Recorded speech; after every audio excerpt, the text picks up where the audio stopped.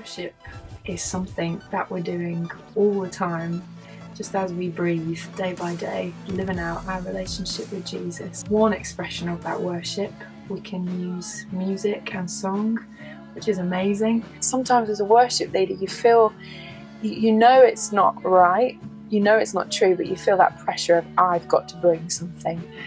Everyone's here, they're all looking at me, and it's me that's got to kind of bring something. Whereas actually just go for it anyway and see what happens. And then as I've just been obedient and actually refocused myself on Jesus and just, I guess, given him that space to use me, just things have flowed and it's gone in a direction that I never anticipated, and people have had an amazing time meeting with him. So I love that when the Spirit just takes over.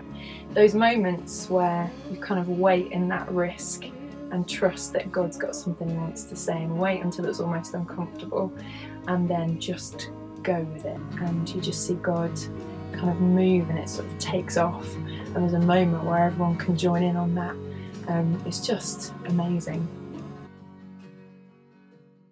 And this year I'm really excited to be involved a couple of days a month mentoring our lovely iNGMers in worship leading. I want to give as many opportunities for people just to get it wrong, to try things out, to make mistakes sometimes, but sometimes just to hit the nail on the head, to be right on the button of what God's saying.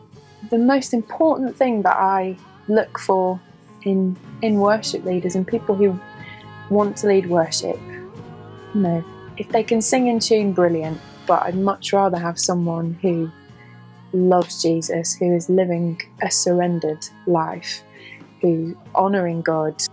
It's not enough to turn it on when you get on a stage.